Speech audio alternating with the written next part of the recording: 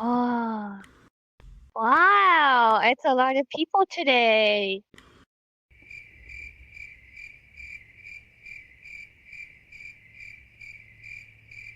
Okay.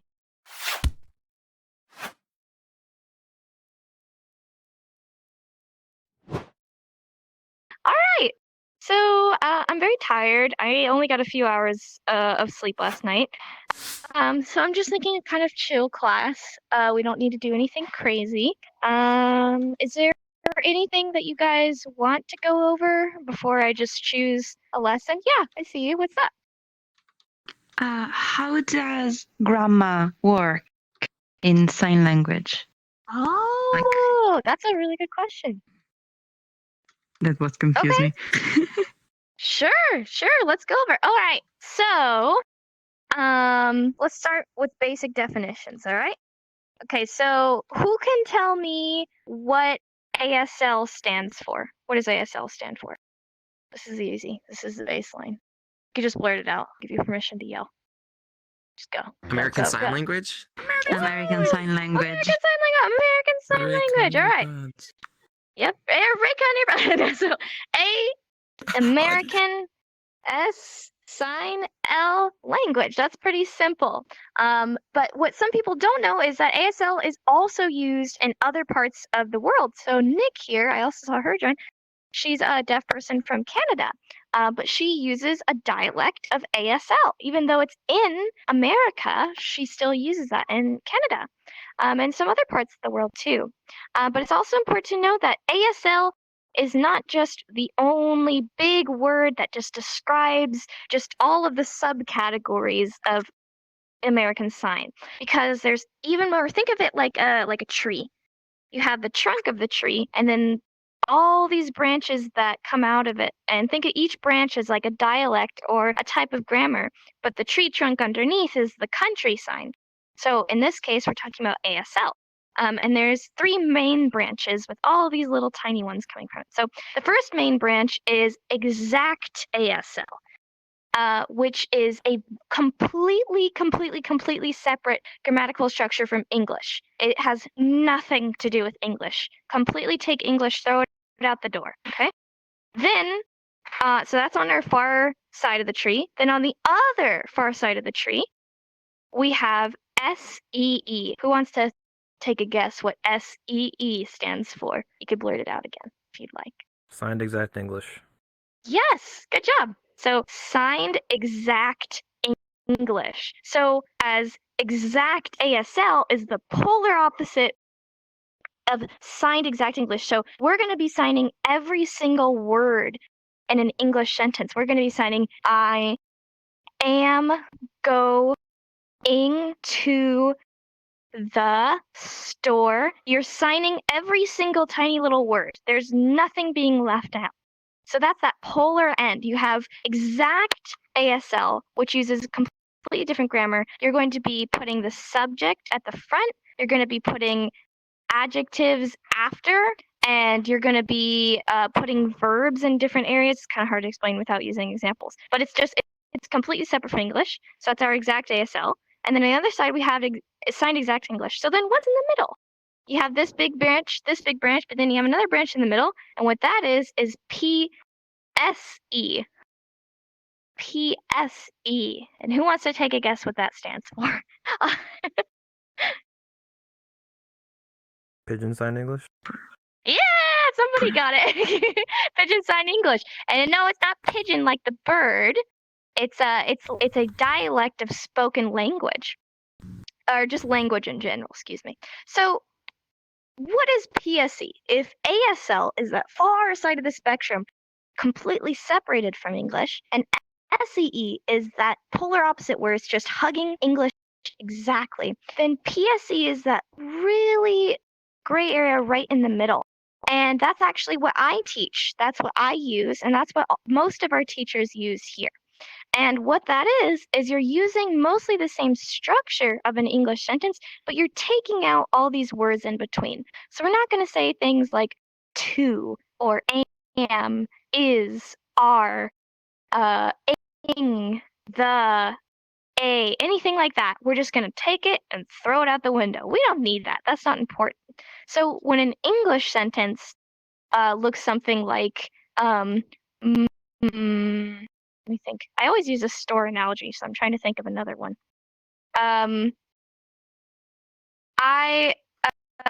English sentence would be, I decided to go to a different college because the college before turns out to be bad, whatever. So you have all these words like be, the, to, but instead in pigeon sign English, which is what you use, you say me, decide, change, college, other, college, bad. That's it. We just use the main words in between. We're taking out all those in between. It's all about clear and fast communication, but you're still basing it off English. We're still using English sentence structure at the end of the day, but we're taking out all those in between. And it's also important to know that it's a spectrum. It could kind of flow back and forth. There's wind in the tree, and the tree can twist and turn and become intertwined. Yeah. So something with ASL is you're always going to put the question word at the end of the sentence. Right? Okay, yeah, sorry. I had a brain fart. Yes. So you're like, your name what? Your name what? In English, we say, what's your name? But ASL, we always say, your name what? Or your age what? Yeah? So that's exact ASL. But for me, my dialect of PSE, I also do this. Even though I'm still using that same PSE English structure, I'm able to take that thing from the ASL branch. It's a leaf. Let's say it's a leaf. I'm going to take that leaf and I'm going to put it on my branch of PSE. And so when I sign question sentences, I still use PSE. I'm still doing an English structure with taking out of the in-between words. But I have my question word at the end. And the reason why I do that is because that's how my deaf community taught me. I grew up with deaf people who signed PSE and use question words at the end. And that's how my deaf community understands the most clear.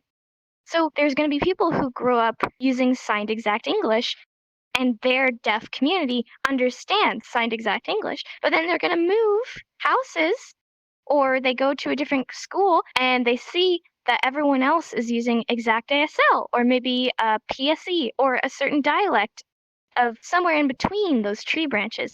And sometimes it could be hard. I have met deaf people that use a very different dialect than me, and I've not been able to understand because their dialect is so different. And again, that goes back to what I was saying before. It doesn't mean that I'm wrong or that I'm right or that they're wrong. It just means that it's different. And it's really important that we're respecting everyone's dialect because it is still their language. So when it comes down to the baseline, oh, someone's at my door. I heard a ding dong. Okay. Anyways, when it comes down to the baseline, about 90% of people in our general area here use PSE or a certain dialect of PSE, which is why I said most of our teachers here use that. Excuse me, I need to cough. Okay.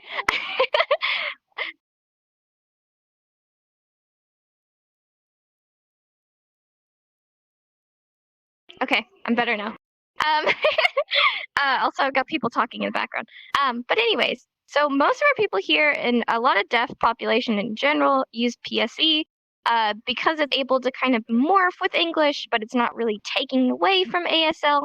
However, it's really important to know that there are some people who really dislike PSE. There's some people who really dislike SEE, and that's a whole history behind deaf students being forced to learn certain dialects of sign language to force them into learning how to speak English because they were afraid learning exact ASL would take away their opportunity to learn English or forcing them to just study lip reading, which would rely on signed exact English.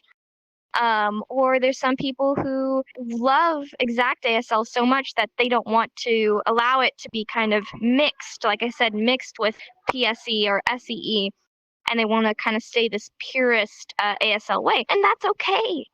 every single person signs differently. Even you guys, even though you guys are not fluent, you're still learning. I see your individuality come through your sign. I'm able to see your personalities through the way you sign and the way that you process information through your sign, the way that you learn. I see all different people around me, and I'm not going to expect every single one of you to sign the same. Then you'd all be like robots. All of you are like, I am signing, and it is the same. We are learning now. That's not fun. It's okay to make mistakes with grammar. Grammar's hard.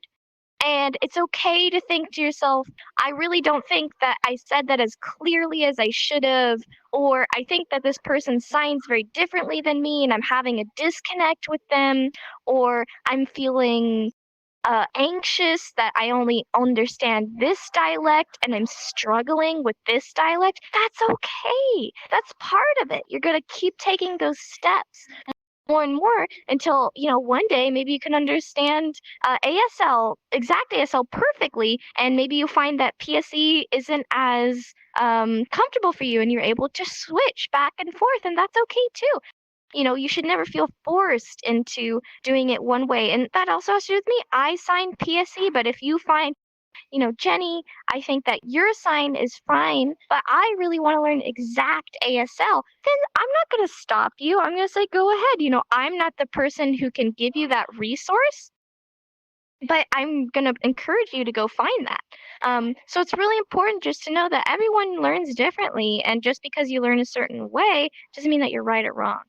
And that really comes in with dialects actually have a huge part of history and culture. You'll see that certain regions who use different dialects, that helps build their community and their unity together and their culture. So it's actually a really beautiful part of sign language to know that there's just so many different dialects and grammar and variations of sign language. And yes, it is very overwhelming and it's very hard to understand.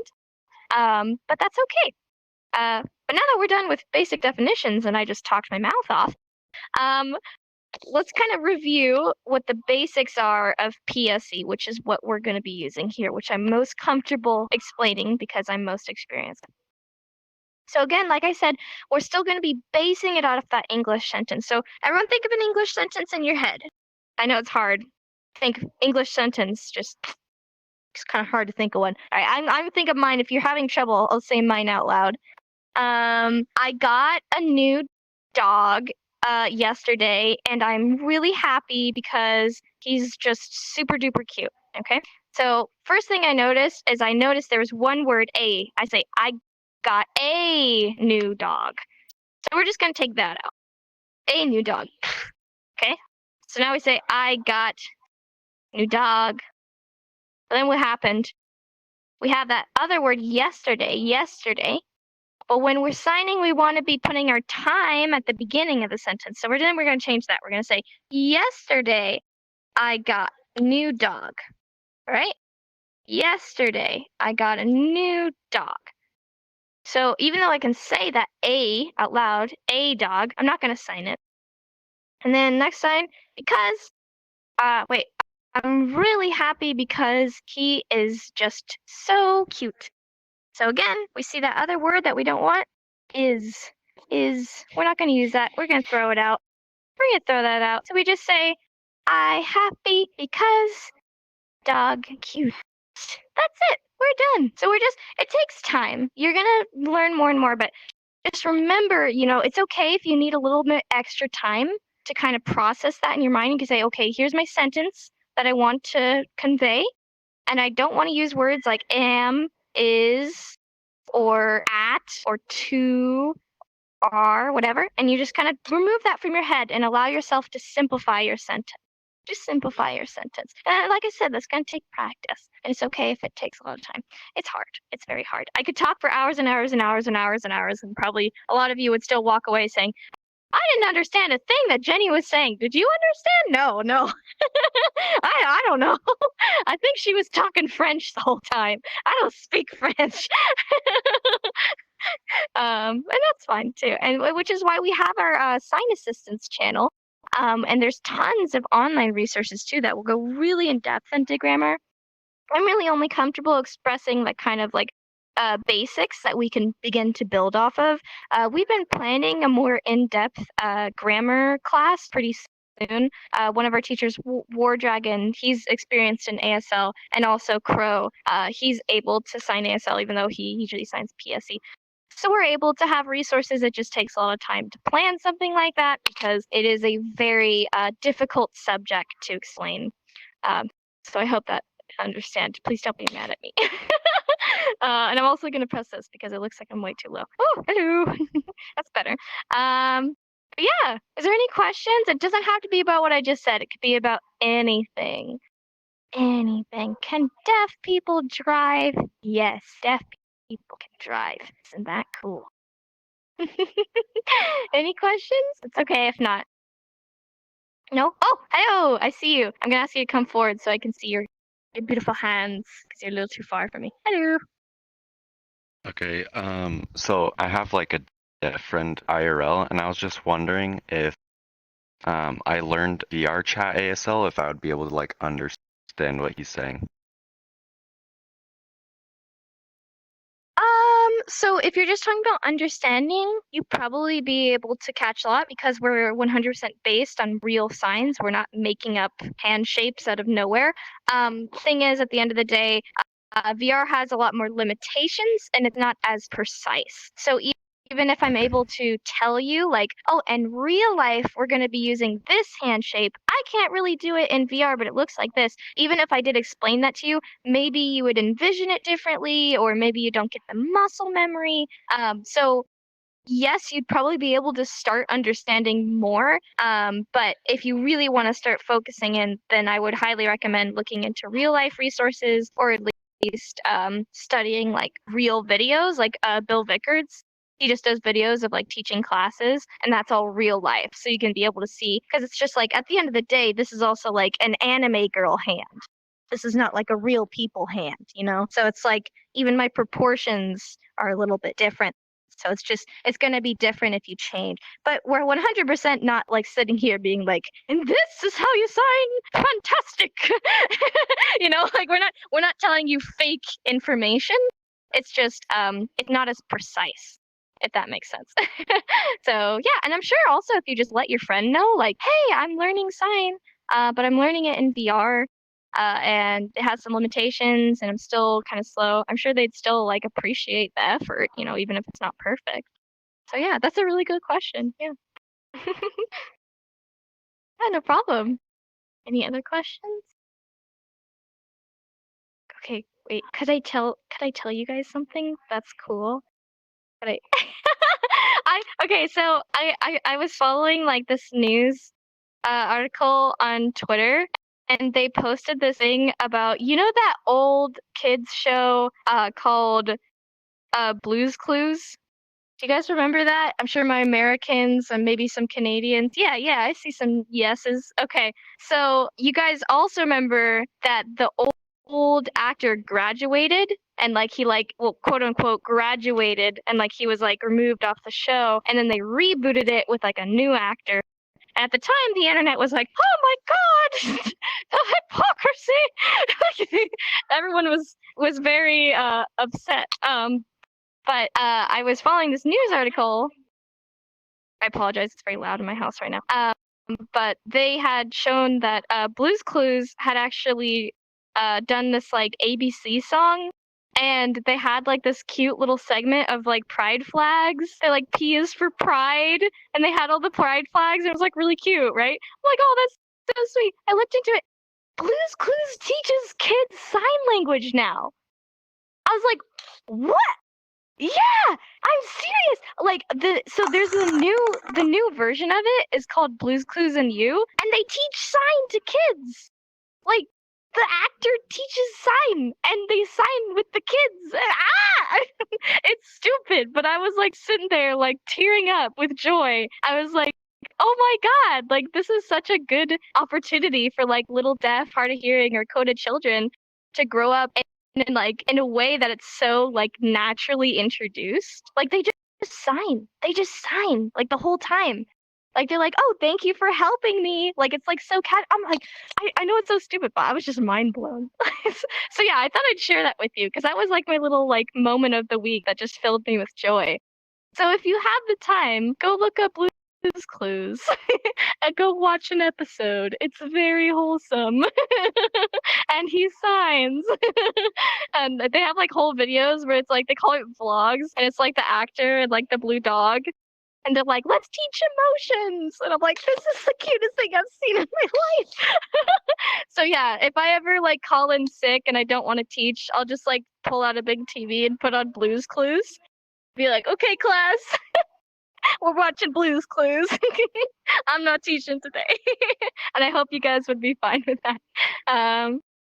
But yeah, I guess that's a little good, happy information. I hope that brought a smile to your face. Yeah, I just wanted to share. I haven't seen you guys in a while, so I'm like, I miss my kiddos. I want to talk to them. But before we end class, because we're 35 minutes in, I'm gonna just go over a basic lesson. Is that fine? I've been blabbering my mouth. Here we go. That's a sign. Blabbermouth. Like talk too much. Blabbermouth. Whoa. Talk. This one's a relaxed hand. You show like their tongue. Their tongue's like. They just don't stop talking. There's no direct translation. I always said yappermouth. Yappermouth. But is that what you say, Shade? Do you have a good translation for this? What's the word?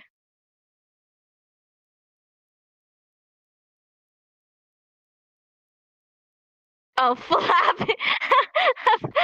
flapping your tongue, flapping your mouth. Yeah, like that. That's how I feel right now. This is me. Anyways, let's do some signs and then we'll end. Okay, so door. This is a pretty simple sign. You're gonna have two open hands. Everyone show me your open hands. You're gonna open the door. This is your two smaller doors within the door.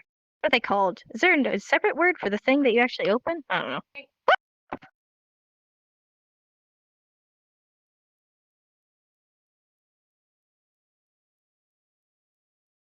Oh, I got surprised by my cat. Okay. Sorry. Yeah, so you open in the door. Open in the door. Yep, just like that. You might also, if you're doing classifier, you're also just opening the door. This is if you're acting it out, you're showing yourself opening the door. Yep. Next sign is dangerous. You're going to have two thumbs up, if this one would work. Two thumbs up. Show me your thumbs. One in front of the other, and you're moving it up and down. Like, I'll show you from the side. Danger. Yep, good. Good. This is danger and dangerous. Danger. You can think of it like this thumb is like something that's about to scratch your other hand. It's dangerous. It's close to your other hand. It's going to scratch it. Yep. So next one is army. Again, you're going to have A hands or thumbs up. So A for army. And you're going to tap like that on your upper and your lower chest. It's almost like you're holding a gun on your chest. I've also seen some people be like they're marching or they have the way that the what's it called? The suit, I guess. Yeah. Army. Army. Yep. Ah. Okay, these are lovely signs. I love teaching about these. So everyone, you have a T hand. If you don't know what a T hand looks like, you have your thumb in between these two fingers here. In VR, we do that. So you start with the T hand. You can show your T. Okay, here's our T hands. And then you're going to start with them together like this. And you're going to go in a big circle in between. Team, like that. And if you know how to sign class, same thing, but with C hands. Oh, excuse me. You have C hands starting like this. And you go around that way. Big. You're showing like this is a C for class. You're showing the area. So T for team. You're showing the people in the team. And the same thing with group. You can have G hands. Here's our G hands. You put the G's together and you bring them in a circle. And then you bring them back. Group. Yep. And same thing with family. If you have an F hand, if you don't have an F hand, you could do this. You could do that. There you go. You could do that. And you bring it in a circle once again. Yep. Family. It's really simple, easy to remember. You just got to remember that big movement. So if you want to say you have a family, a group, a team, or a class. Isn't that fancy? Ah, So gross. Here's the thing. I'm from California. I've always signed my California sign. I sign with my 2 middle fingers down, like that, and I shake them and I nod my head. Gross. Kind of like you got something on your fingers and you're like trying to wipe it off. You're like, oh, gross, gross, ew. But I've been told that more commonly in most other areas, it's more like you bend your hand. It's called a claw shape. So you bend your fingers and you get it on your stomach and you go in a circle and you kind of make a gross face. You're like, oh. It's almost like it makes your stomach upset. It's so gross. You're like, oh, that's gross. Oh, my stomach is turning. That's so gross. Why are you pointing to yourself? I'm gross. I'm gross. Oh. Or you have a question? Do you have a question? Okay. That's what I thought. Isn't the same for disgusting? I sign it that way. I Okay. sign disgusting the same. So the same feeling of disgust or gross. Like, ew. But I've always also signed it like this, but I've been told I'm weird. Like, that's weird. I've never seen that before. Next sign, feel. You have your middle finger down, if my tracking would. If you don't have your middle finger down, yep, you do what she does. You pull, you show your open hand pulling down like that. And then you're going to go up on your chest. Feel. Feel. Because this middle finger down, that's a lot of emotions. So you're showing that emotion or that feeling on your chest. Feel. So anxiety or anxious, there's a few different ways to sign this. You have your fist here, and you have your open palm on top. And here's your anxiety building up, and you're pushing it back down over and over. You're trying to push that anxiety. It's coming up, and you're pushing it down, making you so anxious. Yep, anxious. And there's also, you shake your hands, can mean nervous, shaking your hands. Have you ever had to do a class presentation before and you're like, you're about to go next, you're shaking, you're like, oh my God, just like that, yep. And I've also seen like this where you're shaking, this is like your legs, these are your legs. And you know when you're nervous, you kind of tap your leg, you sit there, tap, tap, tap, tap, tap, tap, tap. It's just like that, yep. Showing that tapping of the leg, yep. And depression, so there's a few different signs for this. Okay, I'll be honest. So the one, if you look in a dictionary, it's with your middle fingers down, and it goes down very slow, like this, like drooping down, droop down. The reason why I don't like to use this and I don't like to teach it is because if you do it fast, like that, it means naked. Like, you take off the clothes. Like, I'm naked. I'm gonna go take a bath. So I've had kiddos. I work with deaf kids before, and they have tried to tell me, like, oh, I'm gonna go take a bath later. And I thought they were trying to tell me that they were depressed. And I'm like, do you need help? Are you okay? And I found that it is not an uncommon misconception with like newer students or especially kiddos who don't sign as clearly, or jokes that are misunderstood. So I use with the D hands, because like D for depressed or depression. It's that same motion of very slow moving down. I want to emphasize this is not wrong. This isn't wrong, but I just personally prefer using D hands because I think it's more clear, in my humble opinion. So with D hands, D for depression, you're moving down slowly. Yep. Date! Because tomorrow's Valentine's Day. So you're going to go on a date. You have a D hand and you multiple times. Over and over and over. It's kind of like birds. It's like tweet, tweet, tweet. And I just realized I had promised somebody a week before to teach Valentine's Day signs. Oh well, I'll leave that to Crow. Because Crow teaches tomorrow. Ha! I put it on him. Ha ha! Deflecting responsibility. Okay. So you're tapping over and over. It's like, here's the one partner, here's the other partner, and they're having a good date. Yep. And then fall in love. You have an open hand, and here's, yep, good job. Falling in love. Here's my person. This is me. I just fell for you. You were so astoundingly beautiful. I just fell on the ground. Fell in love. Yep. And then sweetheart. Once you fall in love and you're dating, you get to call them your sweetheart. Their heart here, and you're gonna wiggle your thumbs. This is also the same sign for like babe. You've been dating someone for a while. You're like, hey babe, hey babe, hey lovely, blah blah blah blah blah. All those cute little pet names. And then kiss. You've been dating for a while. You call them sweetheart, and then maybe you lean in and you give them a kiss. Could be with a K hand, so it's K for kiss, or it could be like relaxed, what they call it, the Mamma Mia hand, like that, and go like the two lips together, or it could be a K hand, just a little kiss, kiss, just like that.